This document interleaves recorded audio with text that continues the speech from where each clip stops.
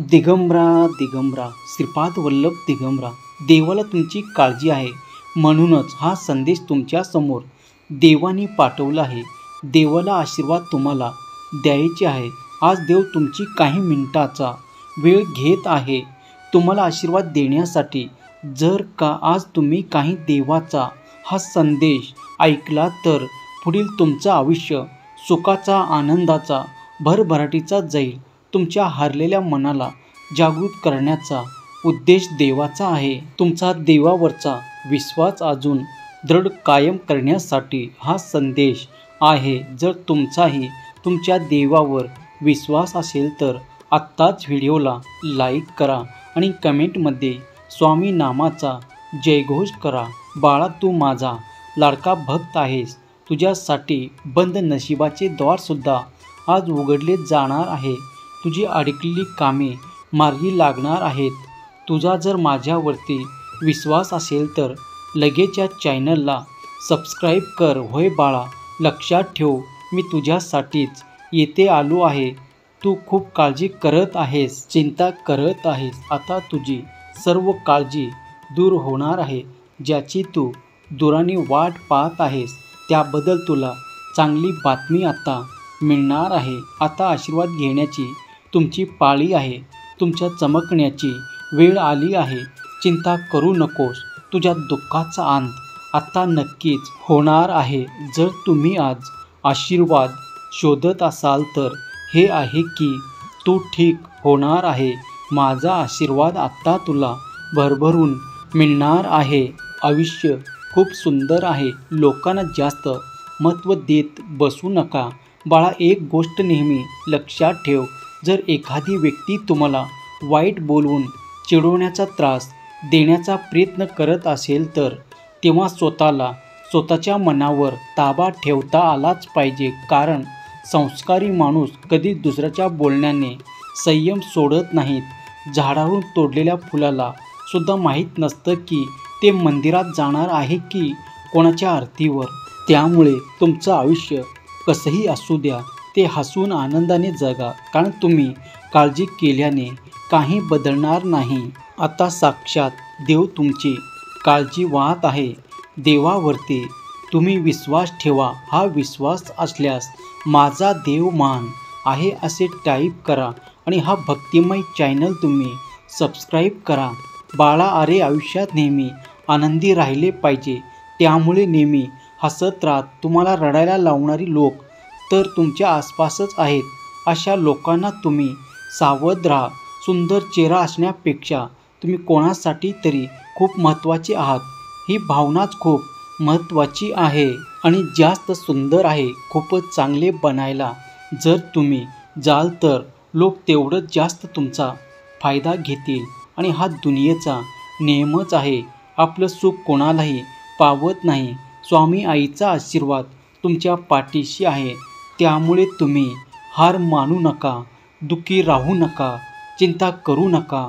सदैव आनंदाने भरभरून क्षण तुम्ही जगा। हा विश्वास असल्यास स्वामी माऊली तुम्हीच माझे तारणहार आहे असे टाईप करा आणि हा संदेश आपल्या प्रियजनासोबत शेअर करा। कारण तुमच्या एका शेअरने कोणाचे तरी हरलेले मन हे जागृत होतं आणि तुम्ही न कळतच पुण्याचे भागीदार बनता। बाळा, लोक तुम्हाला तेव्हाच महत्त्व आणि प्रेम देतात जेव्हा त्यांना तुमची गरज असते।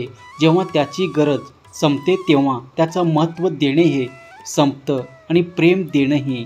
अशा धूर्त, कपटी, स्वार्थी लोकांपासून तुम्ही जपून राहायला पाहिजे।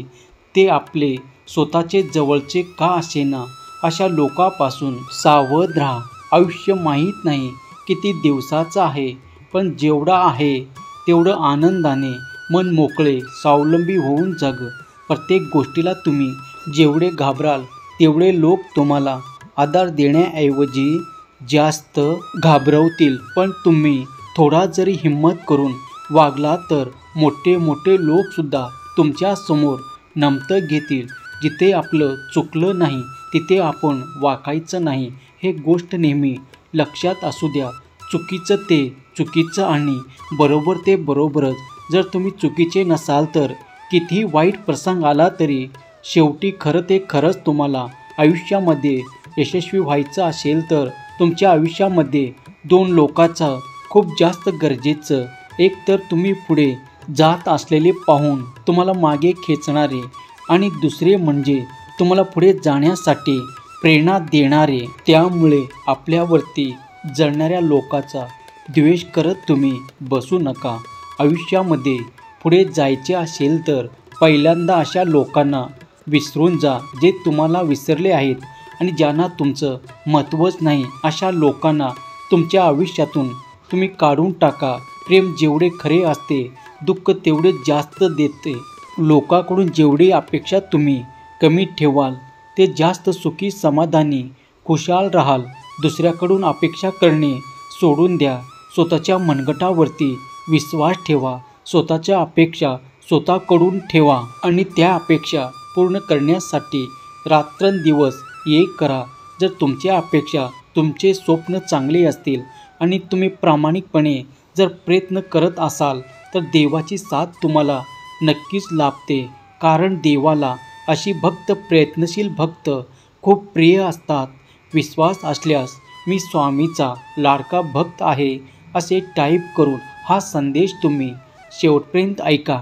बाळा, जर एखाद्या व्यक्तीला सारखाच त्रास दिला गेला तर त्याचा स्वाभिमानावर वारंवार हल्ला केला तर नातं किती जवळचं किंवा महत्त्वाचं असलं तरी ते तुटतंच. त्यामुळे आपलं स्वाभिमान तुम्ही जपा. प्रत्येकाच्या आयुष्यामध्ये येणारा वाईट काळ हा त्याच्या आयुष्यामध्ये येणार आहे यशाची चावी आहे. कारण वाईट काळ आला तर माणूस जिद्दीने यश मिळवण्यासाठी प्रयत्न करते आणि त्या प्रयत्नांना यश देणे हे भगवंताचे ब्रह्मनायकाचे काम असते आणि तो प्रयत्नशील भक्तांना दुःखी ठेवत नाही.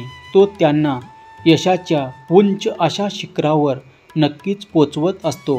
कारण साक्षात स्वामी त्याच्या पाठीशी असतात. विश्वास असल्यास स्वामी माऊली माझ्या पाठीशी असे टाईप करा आणि हा संदेश आपल्या प्रियजनांना शेअर करा. बाळा, कोणीही कोणाचं नसतं. इथे संकटाच्या काळामध्ये तुम्हाला स्वतःला संकटांना तोंड द्यावे लागतं आणि स्वतःला सांभाळावी लागतात. त्यामुळे कोणाचाही आधार तुम्ही शोधू नका.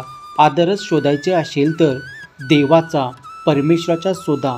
कारण तो तुमच्या प्रत्येक संकटाला तुमच्या जवळ असतो, तुमच्या आसपास असतो. फक्त तुम्हाला त्याला एकदा मनातून अतर्क हाक द्या आणि बघा तुम्ही किती संकटात का असेना, किती मोठे संकटरूपी वादळ तुमच्यासमोर असले तरी त्यातून निघण्याचं बळ हे आपल्याला आपल्या भगवंतापासून मिळत असतं. त्यामुळे तुम्ही भगवंतावरती विश्वास ठेवा. आयुष्यामध्ये माणूस बऱ्याच वेळा निराशा होतो. त्यावेळी एकच गोष्ट लक्षात ठेवायचं, तुम्ही अशा लोकांसाठी जगायला शिका जे तुमच्यासाठी मरायलासुद्धा तयार आहेत. पण अशा लोकांसाठी तुम्ही झुरू नका ज्यांनी तुम्हाला वेळोवेळी त्रास दिला आहे आणि संकटाकाळी सोडलं आहे. हे बाळा, अडचणीच्या काळी तुमच्या मदतीसाठी कोण धावून येतं याला जास्त महत्त्व आहे आणि तीच व्यक्ती तुमची खरी तुम्ही जास्त विचार करत आहात. तसंच तुमच्या आयुष्यामध्ये घडत असतं. तुम्ही जर चांगला विचार केला तर चांगलंच होतं. तुम्ही जर वाईट विचार केला तर वाईटच. त्यामुळे नेहमी सकारात्मक राहा, पॉझिटिव्ह राहा, आनंदी राहा आणि देवाचे नामस्मरण करत राहा. कोणत्याही गोष्टीची फक्त कला येऊन चालत नाही तर त्या कलेचा आपल्या आयुष्यामध्ये योग्य वापर देखील केला गेला पाहिजे. आणि स्वामी नामाची कला ही एवढी सुंदर आणि चांगली आहे की जेही होती कला अंगीकारा तो त्याला त्याच्या आयुष्यात स्वामी माऊली कसलीही कमतरता भासू देत नाही. त्यामुळे स्वामी नामस्मरण तुम्ही करत राहा. विश्वास असेल तर कमेंट बॉक्समध्ये स्वामी नामाचा जयघोष करायला विसरू नका. श्री स्वामी समर्थ. जय जय स्वामी समर्थ. धन्यवाद.